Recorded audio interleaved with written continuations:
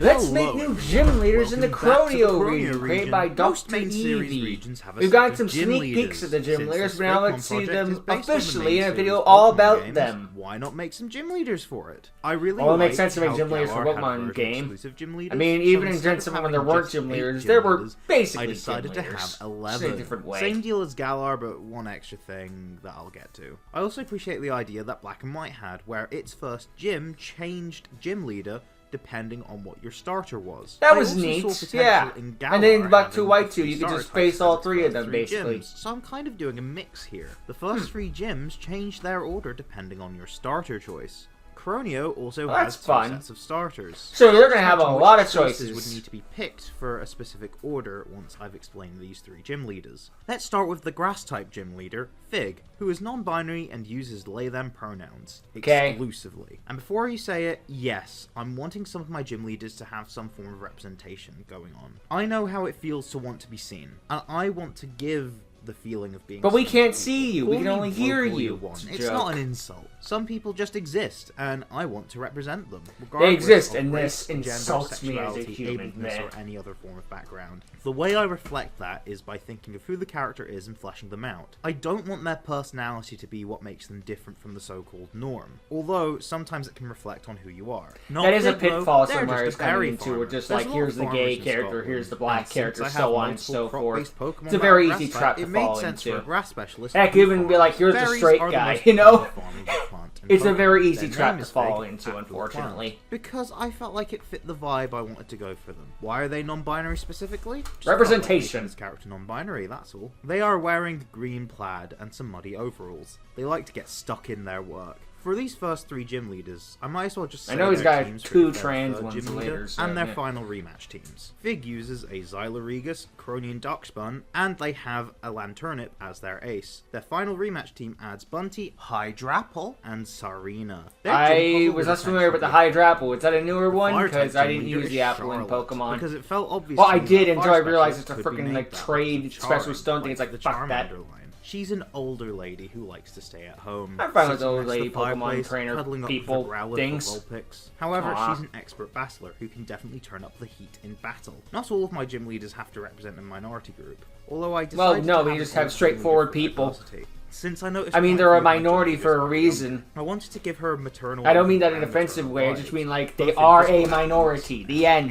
It's not an insult. It's just a fact. Traditionally associated with warmth, and because she's the mother to the 8th gym leaders. Oh, and her walking stick used to help her walk, as despite not being the oldest, she has developed some motory issues, is modeled after Heatran. Okay, I like that. That's a good way of implementing in the Pokemon world. Her team is Cronian Chandelure, Locomotive, and Hogmanay, and her rematch team adds Volcan, Turtonator. It is kind of fun to look. Her gym challenge is just some straightforward trainers, later. but in a chill vibe, since her gym appears to be like a cottage from the inside. Think Toriel's house from Undertale. The final out of these first three gym leaders I want to talk about is Pike, the water gym leader. Pike is a kind of fish, which works because he's a fisherman. Scotland's fishing scene is water-type gym leader too. Pike is full of life. His fisherman attire is meant to be bold and reference some real-world fisherman attire. It's good to have a fisherman sort of gym leader, because we face a lot of fishermen in the Pokemon games, so why not have one be a gym leader? Because he's a fisherman, all of his Pokemon are fish of some description. And they're in the net balls, nice. Nescade, Milotic,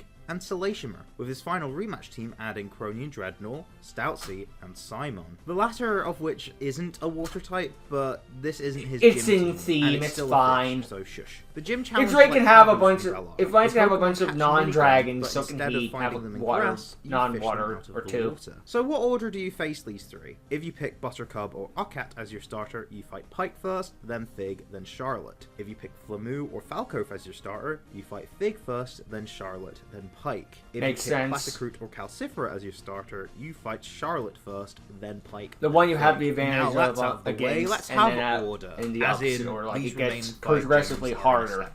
Gym 4 actually has two gym leaders. They are version exclusive. You face the Bug-type gym leader Ant in Pokemon Agate, and the Poison-type gym leader Lily in Pokemon Obsidian. Let's talk about Ant first. I don't think I need to discuss his name. He's a gym bro. Yeah, he's a Bug-type with Ant as a name. Sees the strength in Bug-type Pokemon, as many see them what as strength? than they truly are, which is an insecurity. They've been getting better with Bug-types lately, but it's still like they're bugs. They're not gonna get over that cliche. Muscles, abs, and chest. I appreciate trying now. Butterfly-esque tattoo, both to reference his type and his personal journey, as well as the fact he kind of has a moth Pokemon on his team. The brand he is wearing is Galarian for Don't Wimp Out. His team is with a little women Santai, which that. is his ace, Jackiterror, and Cronian Espeon, with his rematch team adding Shuckle, Vikavolt, and Cronian Durant. Lots of Pokemon to choose from and Lily, fight against. named after a poisonous flower, as well as famous painter Lily Elbe. She used Makes to be sense to shy me. and self-conscious, and although she has some a lot of fan art about her, I'm be sure. to accept herself through poison Pokemon. I remember when Nisa was revealed.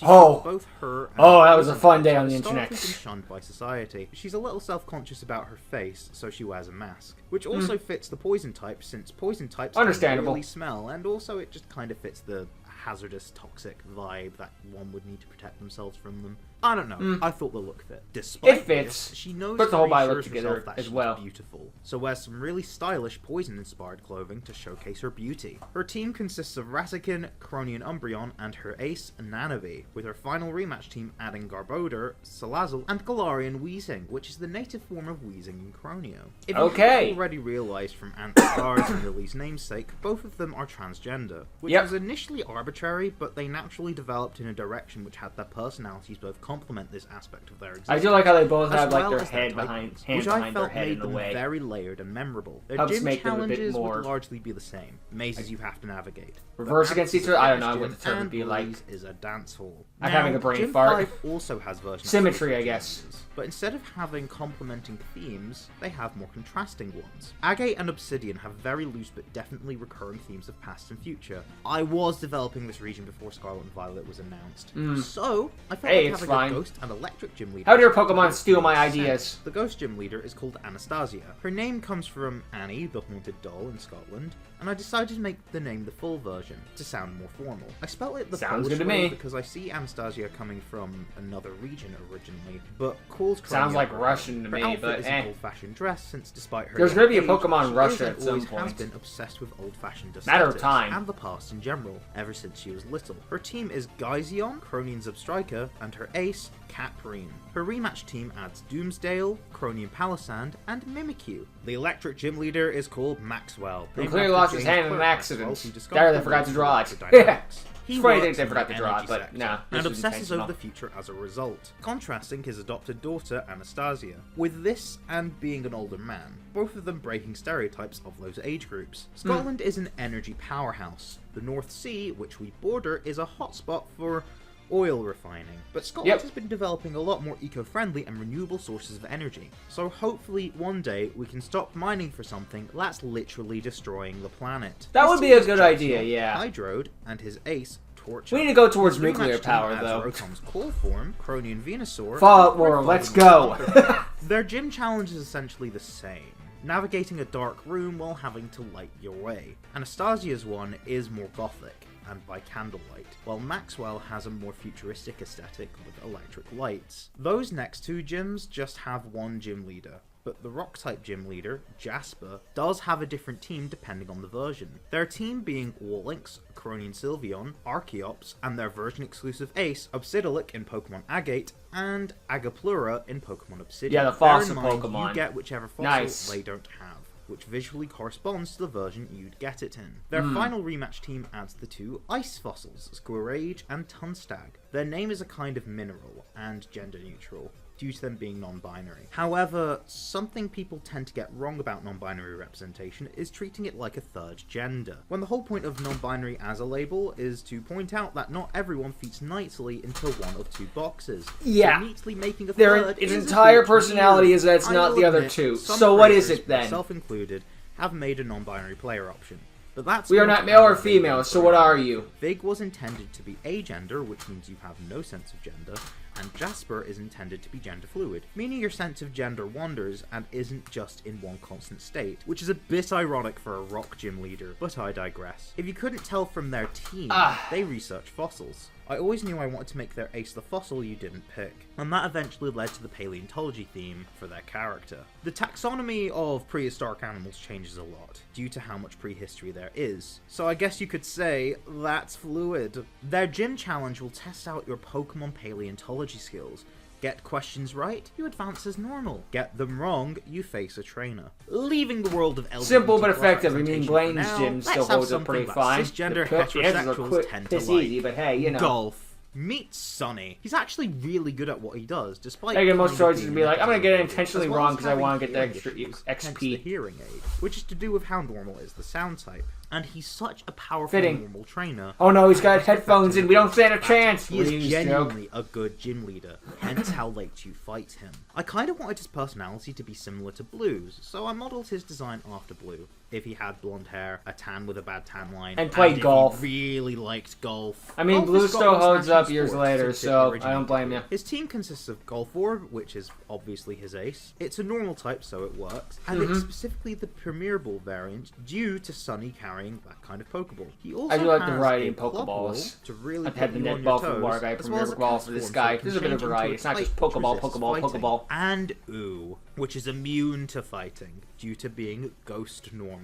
That being said, Golforb's ability gives it fighting immunity, so watch out. His rematch team continues the theme with a Protean Prideon, which will have a moveset that will resist fighting, as well as a Hedro, which is part fairy type. The gym challenge is a golfing minigame, with Golforb instead of golf balls. Finally, we have the 8th gym, which has two I'm not even familiar with the golf game. It threw me for a second. If you're like, not is there an actual Pokemon golf game? Something that might have confused you earlier. There's 2 starter trios, resulting in 6 mutually exclusive options. The professor asks you for payment for the regular trio. You will have the money for it, but it will cost all of your money, which your mother will fork out some more for you after you purchase, but you're both not happy about it. However, why would you be happy about it? Refuse.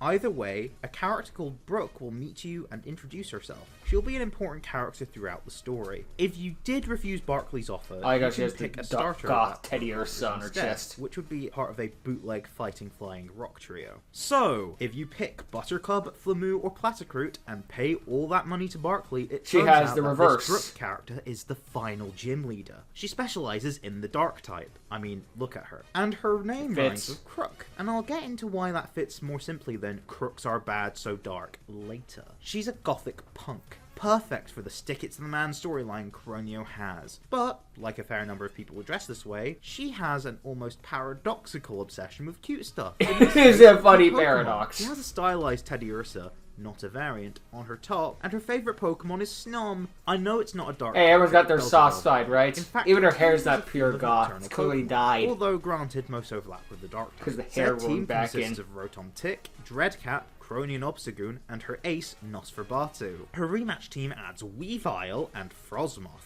I thought it would have the story you didn't pick or something like that. Snom is her favorite Pokemon after all. Now, that does make sense. I just would have cut like the Weavile or something, but that's me. I said Brooke would give you a bootleg starter, either Occat, Falco, or Calcifera. If this is the case, then later in the story something happens that results in her being fired, since she was not meant to do this, essentially making Brooke a crook. A crook that's on your side, but still. So, her sister, Harper, has to step in. Harper is a flying specialist, would be the and her name comes I from guess. Harpies, which are creatures that are half human, half bird from Greek and well aware, I play enough Yu-Gi-Oh! Yu-Gi-Oh! The name sounded similar, fit a flying specialist, and I haven't seen anyone else name a flying specialist Harper, so I seized the opportunity. She's dressed as a pilot because, pilots are cool and flying. She was sworn in last minute, so may have been flying when she got the call. Very inexperienced. Just lands a plane, boom, you're a gym leader. Wait, what? She's definitely the youngest gym leader, since she's 18 and qualifies to become a like in general, because I don't remember how old Flannery was, and that was her By the way, thing. she's an aromantic asexual. Her true love is the sky, as well as the flying type Pokemon. Okay.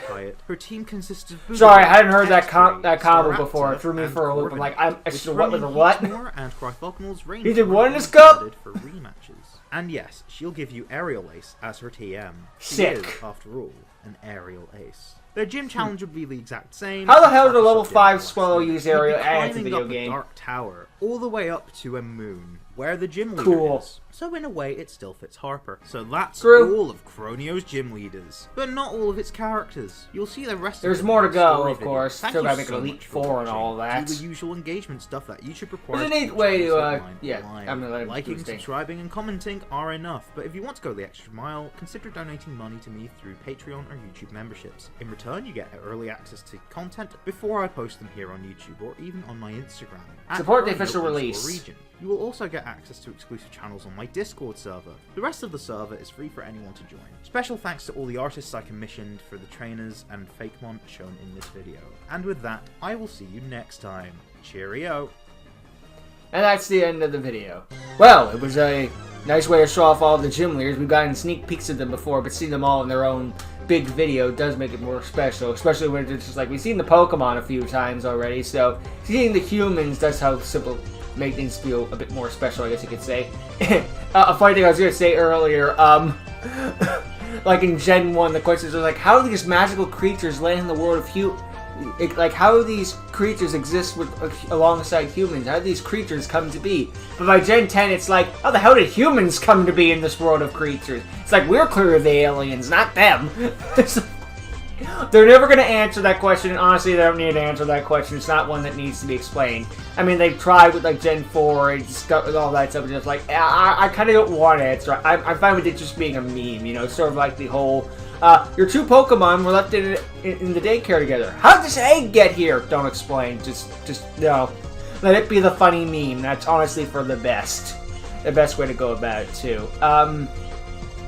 Yeah, the cool way of handling the 6 starter Pokemon thing where you have it going in a different order based on who it is. Like the first gym's pretty easy based on your starter, and then it gets progressively harder, at least in theory. On paper anyway, this is Pokemon, so, well, well, okay, to be fair, Pokemon's never been like piss easy, like they basically KYS in a way, but it's still like, whatever.